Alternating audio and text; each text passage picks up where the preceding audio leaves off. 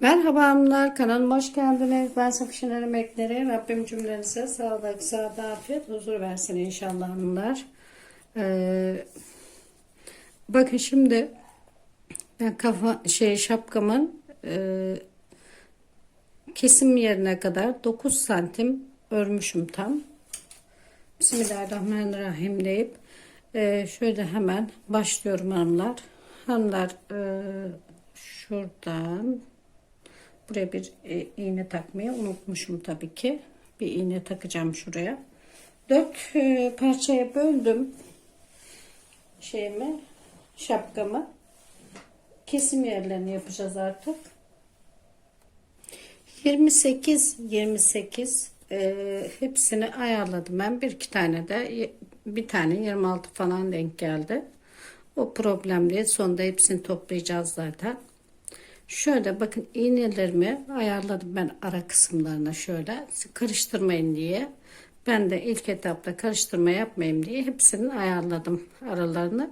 Bakın 1 2 1 2 3 4 parça hanımlar. 4 parça böldüm.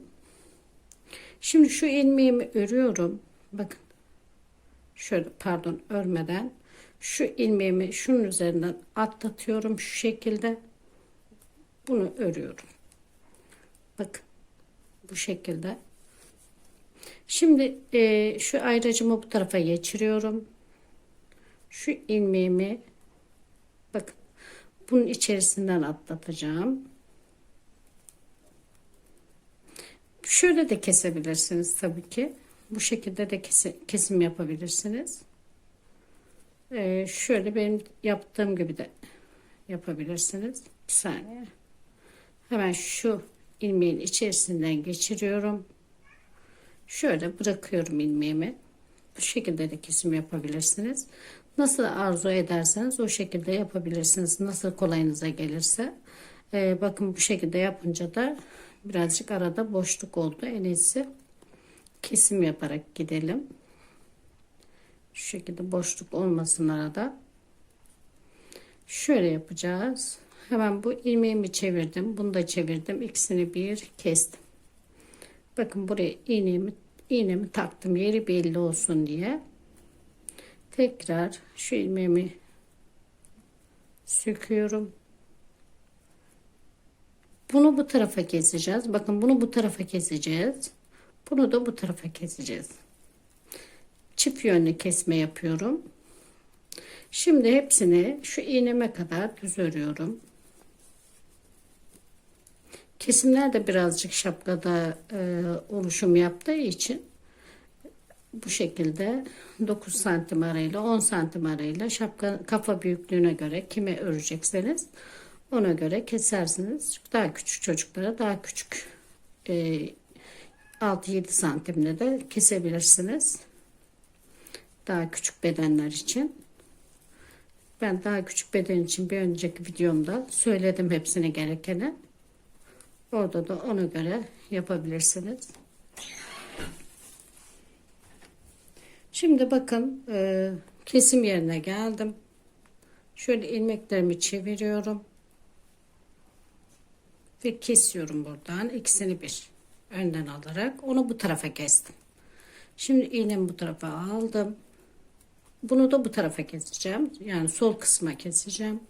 Birini sağ kısma kesiyoruz. Birini sol kısma kesiyoruz. İki kesimimiz oluyor ortaya da. Bakın burada. Bu şekilde burada olduğu gibi. Şimdi öbür iğneme kadar düz arayı örmeye devam ediyorum. Hepsini düz örüyorum. Kesim yerlerine kadar. Her seferinde kesimini yapacağız. Ta ki yukarıda 10-15 tane ilmek kalana kadar.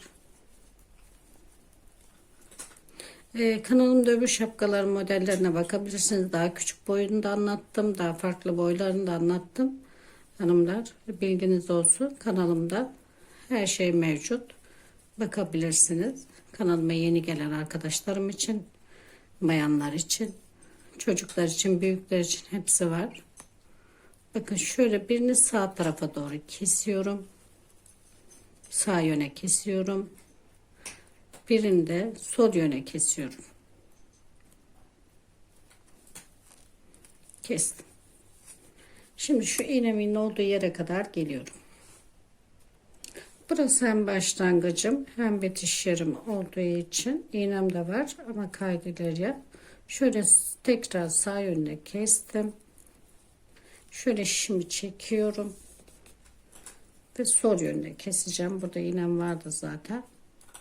Gerek yok. Burası başlama ve bitiş yeri olduğu için oradan kesimleri yaparım zaten. Bunu da tekrar sol yöne kesim yapıyorum. Buradan devam ediyoruz artık.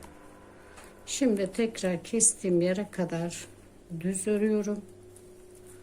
Oradan tekrar kesimimi yapıyorum.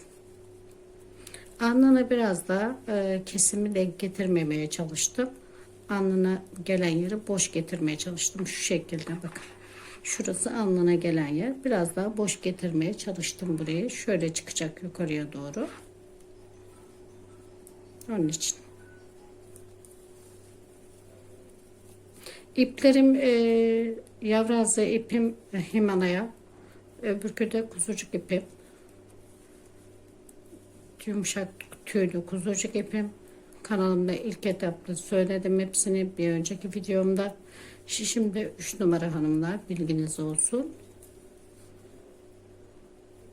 Bakın şimdi tekrar sağ yöne kesim yapacağız. Şöyle ilmeklerimi çeviriyorum sağ yöne. Kesiyorum. Kestim.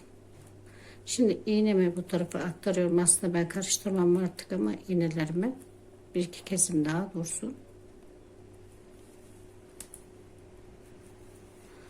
Bunu da sol yöne kesim yaptım. Bu şekilde artık bütün ilmeklerimizi keseceğiz. Umarım anlaşılmıştır kesimleri.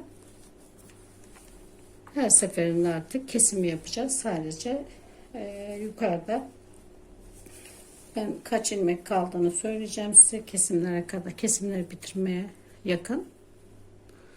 Ondan sonrasını ikişer ikişer keseceğiz ki tepede bir sivrilik oluşmasın. Şimdi tekrar bir kere daha göstereyim sağ ve sol yöne. Bakın. Şimdi sağ yöne kesim yapacağım. Bakın. Burası iğnemin olduğu yer.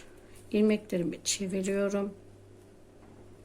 Tam ortada kesimimin. Sağ yöne kesimi yapıyorum.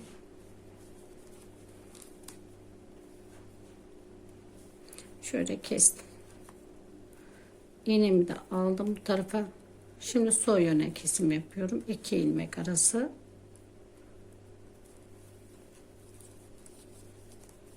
Bakın hiçbir ilmek yok burada. Birini sağ yöne kesim yaptım. Birini sol yöne kesim yaptım. Aralarda da 28 ayarladım. 110 ilmeğimiz, 108 ilmeğimiz vardı.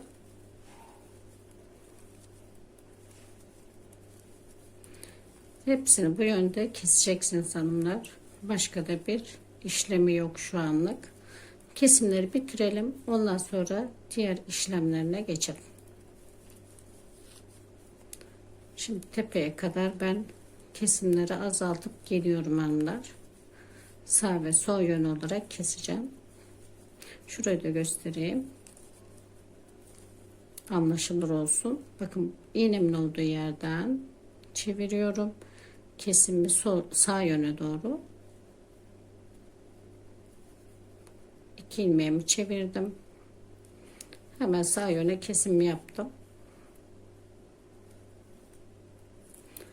İğnemi aldım. Şimdi sol yöne kesim yapıyorum. Bu şekilde. Kesimlerimiz artık buradan belli. Sağ ve sol yönü olarak gideceğiz. Kesimlerimiz bitiminde tekrar göstereceğim. Bakın hanımlar, çok güzel oldu kesimler. Çok hoşuma gitti. Bakın bu şekilde. Tepesi de Gerçekten kesimler çok güzel oldu. Çok hoşuma gitti. Şimdi tekrar birer birer kesmeye devam ediyorum. Şöyle ben çorap şişlerimi taktım daha rahat kesim yapayım diye. Sizler de bu şekilde 2-3 tane şişle de kapatabilirsiniz tepe kısmını. Çok hoşuma gitti ama çok güzel olmuş. Oldu yani. Şu şekilde tekrar sağlı sollu kesmeye devam ediyorum. Tepede 3-4 tane kalana kadar. Bakın her şimdi ikişer tane kalana kadar keseceğim. Ondan sonra iğneyle toparlayacağız. Bakın tekrar kesim işlemini uyguluyorum. Muntazam bir kesim oldu. Tepesi çok güzel oldu. Hemen tekrar ikişer ilmek kalana kadar kesiyorum hepsini. Şimdi bir iğne, burada 3 ilmeğim kaldı. Şöyle 2 ilmek kalsın. Şunu da keselim. Şimdi 2 ilmek kalsın. İkisi bazısında 3 kalabilir çünkü ilmeğim bir iki şişimde fazlaydı. Bir ilmek. Onun için böyle bir tane kalacak. Önemli değil. Bakın şu şekilde kesimi yaptım.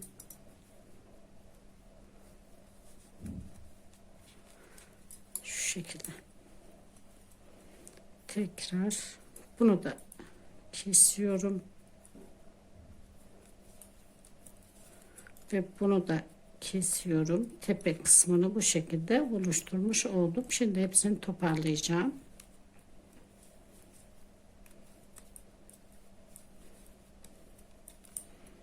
Bak burada da 3 tane kaldı. Şimdi iğne alayım. Şöyle ben tığımın tepesine şu şekilde alıyorum.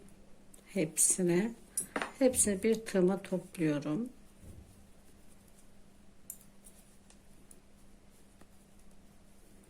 Bakın hepsini toparladım. Son 2 tane kaldı. Onları da alacağım. Şöyle. Biraz tabii hepsini toparlamaya çalıştığım için dönmedi. Döndü. Şimdi bakın bu şekilde ipimi çekiyorum. Bak aynı yöne gelecek. Hepsi aynı yöne bakacak. Bu şekilde sıkı olarak şu şekilde toparladım. Bakın. Şimdi iç kısma çekeceğim. Şöyle ipimi kestim. Şu açık kısmı da kapatıyorum ki tepesi güzel görünsün. Şu şekilde hepsini kapattım ama ipim biraz şeymiş, çürükmüş, koptu. Yani biraz daha bu ipler oluyor, çok sağlam olmuyorlar. Bakın şimdi sökülmüyor, bakın. Bu kadar yeterli. Onu ben buraya tutturayım güzelce. Sökülme yapmasın. İyice bu tepe kısmına sabitleyin ipi. Bakın tepe kısmı bu şekilde oldu. Çok da güzel oldu tepe kısmı.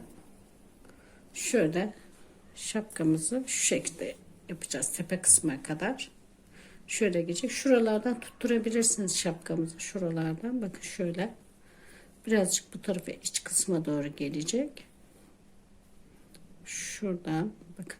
Hemen ben size tutturmasını yapayım. Şu ipimi çekiyorum. Şuradan. Şöyle. Ama daha lazım bu. Onun için tutturmayacağım. Kenarını yapacağız. Bakın bu şekilde. Güzel bir şapkamız oldu. Genişliği çok geniş. Kafaya göre ayar yapacaksınız hanımlar. Kafanızın büyüklüğüne göre ayar yapacaksınız. Daha buraya da biraz daha kesmeden biraz daha büyük yapabilirsiniz. Çünkü biraz erken kestim sanırım. Onun için biraz kafası şu genişliği iç kısmı küçük oldu biraz. Onu ben kafaya göre ayar yaparım. O problem değil benim için. Burası tepeye ayarlarım. Bunlar biliyorsunuz hepsi bir örnek olarak atılıyor. Şimdi hanımlar kenar kısmını tüylü ipten yapmayı düşünüyorum. Şimdi bu 9 santim demiştim ya, kafaya göre 12-15 santime kadar çıkabilirsiniz kesim yerine. Hemen onun da bilgisini vereyim. Şu şekilde ipimi buraya bağlamayacağım. Bir şey sertlik oluşmasın. Şöyle tığımı aldım. Bakın. Bütün her tarafını tığ battı geçeceğim. Bu iple sık iğne olarak geçebilirsiniz ve de şöyle çakma trabzan olarak geçebilirsiniz ama şuradan tutturalım biraz daha tüylü yerden alalım. Şu ipleri de içinden yok edeyim. Bakın her birine batarak, bakın şu boşluklardan da batabilirsiniz. Boşluklar tam sık da olabilir. Çok da şey yapmayınız, seyrek yapmayın ki şurası gerdirme yapmasın. Bu boşluklardan batalım tamamını. Bakın başına dolayıp tek çıkıyorum. Başına dolayıp tek çıkıyorum. Bakın bu şekilde, bakın bu bile birazcık gerdiriyor. Şuraya hemen düzelteyim, gerdirmesin.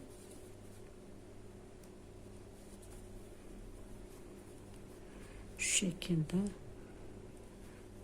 biraz iç kısımdan alayım. Bunlar artırma olduğu için birazcık gerdirecek.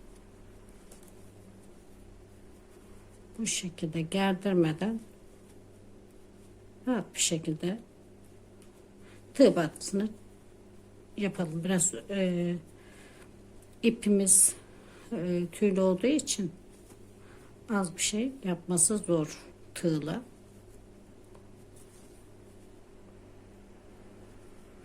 Gördüğünüz gibi tamamını bu şekilde tığ battı yapacağım. Her tarafı aynı olacak. Ensesi de, kenar kısmı, kulaklık olan yeri de, boyun altına gelecek yeri de tüylü bir yumuşacık olacak. Daha kolayı bu.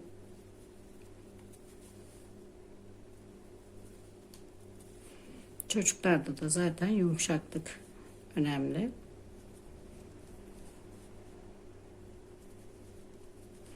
Bakın bu şekilde hepsini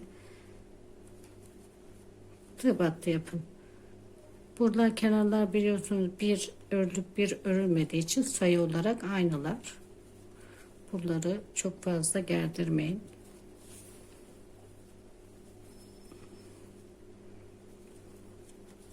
Hepsini tığ battı geçiyorum. Hem tamamını bakın gerdirmeden, dediğim gibi bakın bu sayılar bir örülüp bir örülmüyor. Onun için hepsine batmanız daha güzel. Çünkü birine batmış birine batmamış oluyoruz zaten.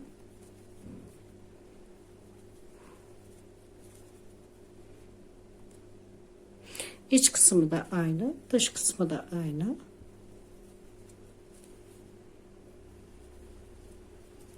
Bakın bu şekilde gördüğünüz gibi iç kısmı da.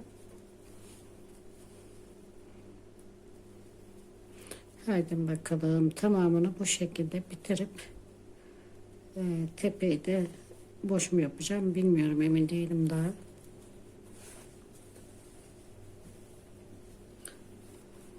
Bunun hırkası da gelecek hanımlar, bekleyin, takipte kalın. Pateni de yapacağım, hırkasını da yapacağım bunu. Bu takım olacak, takipte kalın. Hırkasını, patiğini hepsini arka arka atacağım. şapkasını yaptım ki önce. Sonra hırkası gelecek. O hırkası biraz sürprizli olacak. Bakalım nasıl bir hırka gelecek. Onun çalışmasına başladım ben. Bir önce şapkayı yapayım dedim. Ondan sonra arkadan hırkası da gelecek. Hırkası çok farklı bir hırka gelecek. Büyük, küçük herkes yapabilir. O şekilde atacağım hırkayı. Gençler, çocuklar, büyükler, beğenen herkes yapabilir hırkayı. O şekilde ayarlayacağım.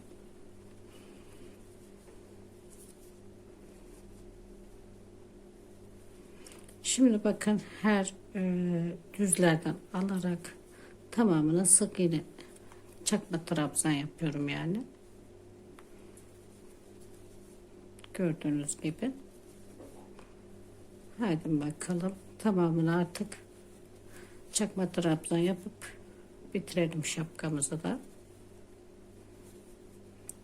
Bakın tepe kısmını bilmiyorum yapacağım mı? Hemen ben bir etrafını yapayım.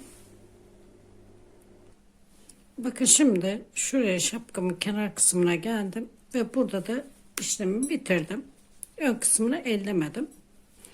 Çünkü ön kısmını zaten yapmıştık. Bu şekilde ben size basit daha kolay anlatım yapmak için bu videoyu çektim. Kenar kısımlarında daha kolay yapasınız diye. Şimdi şöyle tepe kısmından şu şekilde bunları sabitleyebilirsiniz. Artık buraya sabitleyebiliriz. Şu şekilde kenarlardan bunları böyle sabitlerseniz bir açılma da olmaz. Bakın gördüğünüz gibi bu şekilde bir şapkamız oldu. Çok da güzel oldu. Bakın tepe kısmı böyle. Biraz daha indirebilirsiniz burayı. Ben şunları bir ayarlayıp geliyorum. Bakın ense kısmı bu şekilde. Buraları, kulakları, ön kısmını bu şekilde ayarladım. Bakın biraz aşağıya indirdim ki şuraları alnına güzelce otursun diye. Gördüğünüz gibi çok güzel bir şapka oldu. Bakın kulak kısmı bu şekilde. Bakın çok güzel oldu hanımlar. Tabi bebeğimi getirmem lazım. Bakın tepe kısmı bu şekilde. Tabii ki benim bebeğime büyük bir şapka. Bakın. Bebeğime de şu şekilde duruyor hanımlar. Şöyle çene altından şu şekilde bağlayabilirsiniz. Bakın. Şu şekilde. Bakın. Arka kısmı bu şekilde. Oğlan kız hepsini yapabilirsiniz. Ya da buralarını bağlamadan da kullanabilirsiniz. Çok güzel oldu. Umarım beğenir ve yaparsanız. Şimdilik hoşça kalın. Safşin el emeklerine kalın. Allah'a emanet olun. Abone olmayı, beğeni ve paylaşımı yapmayı unutmayın ki videolarımın desteği için, size böyle güzel videolar sunmak için, videolarımın devamı için beğeni yapmayı da unutmayın tabii ki. Allah'a emanet olun. Hoşça kalın.